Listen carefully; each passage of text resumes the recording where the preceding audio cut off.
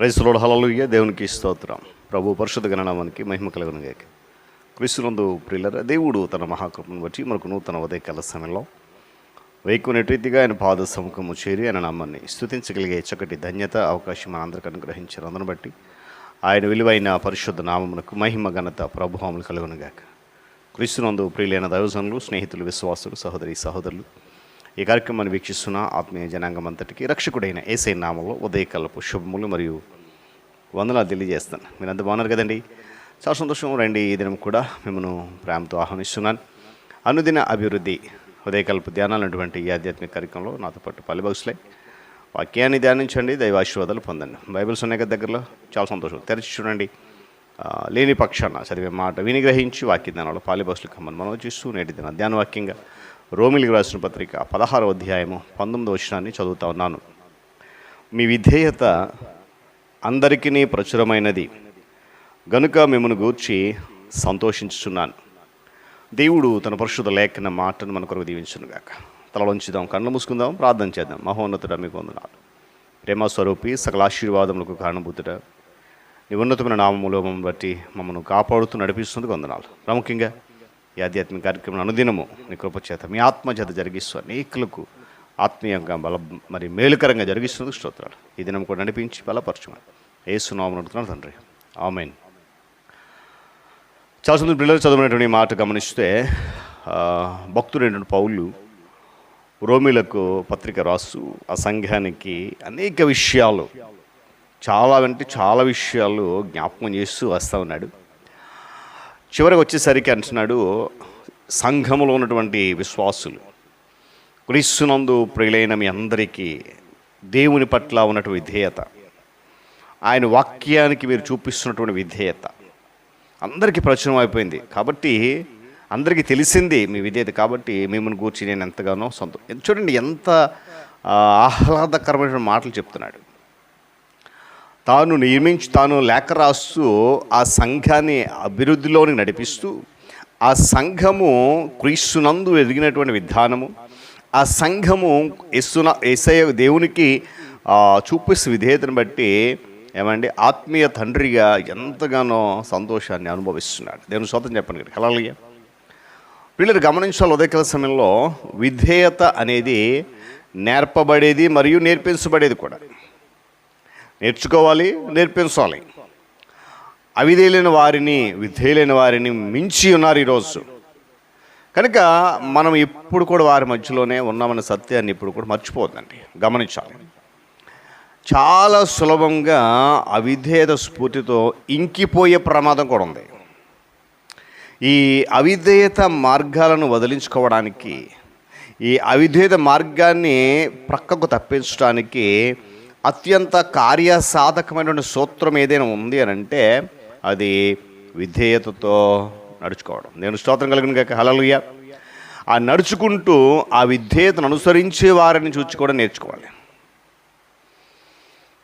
మనకంటే ముందు ప్రియులరా విధేయులుగా నడిచి దేవుని సముఖములో గొప్ప గొప్ప సాక్షులుగా ఉన్నటువంటి ఆ సాక్షి సమూహమునందు ఎవరినైతే మనము వెంబడించాలని కోరుకుంటామో వారిలో యేసుక్రీస్తు ప్రభువారు చాలా ఉన్నతమైన అతి శ్రేష్టమైనటువంటి మాదిరిగా ఉన్నాడు. హల్లెలూయా. ఎందుకంటే ఆయన చూపినటువంటి విధేయత అప్పుడప్పుడు చూపించింది కాదు. ఆయన కలిగినటువంటి లోబడే తత్వము ఏదో అప్పుడప్పుడు ఆ లోబడి విధేయ చూపించి వెళ్ళిపోయింది కాకుండా, ఆయన ప్రారంభము నుండి చివరి వరకు కూడా, అనగా శిలువ మరణము చెందే వరకు కూడా అదే విధేయత కలిగి ఉన్నాడు. దేవుని స్తోత్రం కలిగి గాక. పిల్లరా, ఆయనకు యేసుక్రీస్తు ప్రభు వారిని అతి సన్నిహితంగా గమనించి వెంబడించడానికే మనం పిలువబడ్డాం. ఎందుకంటే ఆయన మరణము వరకు కూడా విధేయుడుగానే ఉన్నాడు. హల్లెలూయా. ఆరంభము నుంచి అంతం వరకు ఆయన జీవితము విధేయతతో కూడినదే ఉంది. బాలుడిగా జన్మించిన నాటి నుండి సిలువలో చనిపోయే వరకు కూడా ఆ విధేయత నుండి ఏమాత్రం కూడా ఆయన తప్పిపోలేదు. దేవుని స్తోత్రం చెప్పండి. హల్లెలూయా. ఏమండి, శోధింపబడిన నుండి యోర్దాను నది తీరాన శోధించబడినటువంటి అరణ్యములో, గెత్సెమనే తోటలో గొల్గొతా కొండపైన ప్రతి చోట కూడా తండ్రిని దేవునికి లోబడ్డాడు, విధేయత చూపించాడు. భూమి మీద ఏ స్థలమైనను ఆయన వేసిన అవిధేయత గల అడుగుల చేత అపవిత్రపరచబడలేదు. లోబడడానికి ఇష్టపడేటువంటి క్రీస్తు మనస్సు మనలో ఉండును గాక. నమ్మినవారు స్తోత్రం చెప్పాలి. అలాగే మనం ఎల్లప్పుడూ విధేయములుగా ఉందుము గాక. ఏమండి, హెబ్రీ పత్రిక 11 అధ్యాయం మనందరూ తెలుసుకోవాలి. ఎప్పుడు మనము దాన్ని జ్ఞాపకం చేసుకుంటూ ఉంటాం. దేవుని ప్రతిష్టా ప్రాంగణం పిలబడుతూ ఉంది. అది ఎందుకో తెలుసా? దేవునికి విధేయత చూపించడంలో తమ తరములలో అత్యంత శ్రేష్టమైనటువంటి వ్యక్తుల యొక్క చిత్తరువు అనగా ఆ లిస్ట్ అక్కడ ఉంది. అందులో నోవాహు ఏమండి హేళన చేయవారి మధ్య దేవునికి విధేయత చూపించాడు. అబ్రహాము సౌఖ్యాలను వదిలిపెట్టి విధేయుడయ్యాడు. తర్వాత యోసేపు మోహపు చూపును ఎదిరించి దేవునికి విధేయుడయ్యాడు. సంపదలను విసర్జించి మోషే విధేయుడయ్యాడు. బెదిరింపుల మధ్యలో దానియేలు దేవునికి విధేయుడయ్యాడు. శిష్యులు శ్రమలలో దేవునికి విధేయులేరు. ఈరోజు మనం విధేయులు అవుతున్నామా? ఒక ప్రశ్న మనందరికీ. హల్లెలూయా. గమనించాలి, మనకు వచ్చినటువంటి శ్రమలో చూడండి, మనకు అన్ని సమృద్ధిగా విధేయత చూపించడం కాదండి.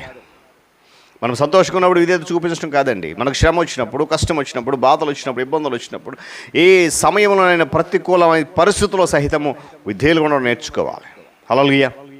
ఇప్పుడు గమనించండి, విధేయతలో ముందు పరిగెట్టిన వారు బైబిల్ గ్రంథంలోనే కాకుండా సంఘ చరిత్రలో కూడా చాలామంది ఉన్నారు. హల్లెలూయా.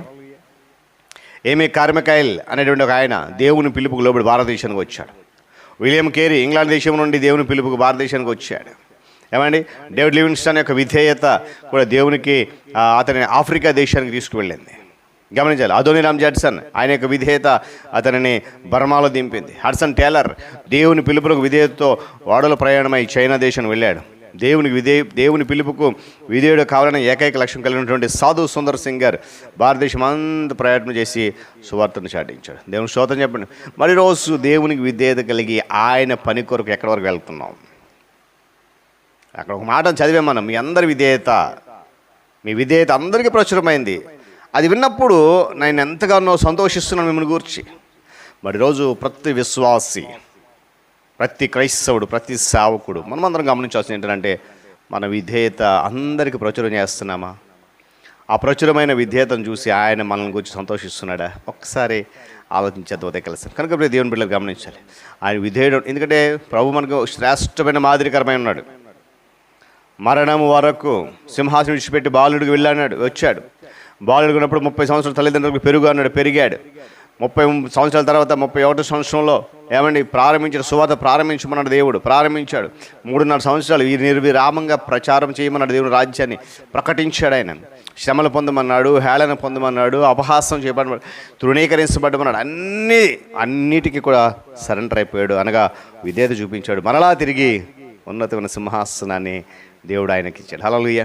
కనుక ఉదయకాలం గమనించాలి, దేవుని విధేయత చూపిస్తే నువ్వు పడిపోయినా సరే అక్కడి నుంచి లేపి సింహాసనం మీద కూర్చుంచిపెట్టు. అలాంటి విధేయతగా మనమందరం ఉండి అనేకులను ప్రభు దగ్గరికి నడిపిద్దాం. అట్టి ధన్యత పరిశుద్ధాత్మ దేవుడు దయచేయను కాక. తల కన్ను మూసుకునండి, ప్రార్థన చేద్దాం. మహాగణుడ మహోన్నతుడైన స్తోత్రాలు. తిరిగి మనకు నూతన ఉదయకాల సమయంలో రీతిగా నీ పాద సముఖంలోకి మేము చేరి మిమ్మల్ని ఆరాధించగల గొప్ప ధన్యత మాకు ఇచ్చారు. మీకు వందనాలు నాయన. విధేయులే విధానంలో నీ ప్రియకుమారుడు మా రక్షకుడు యేసయ్య మాకు శ్రేష్టమైన మాదిరి.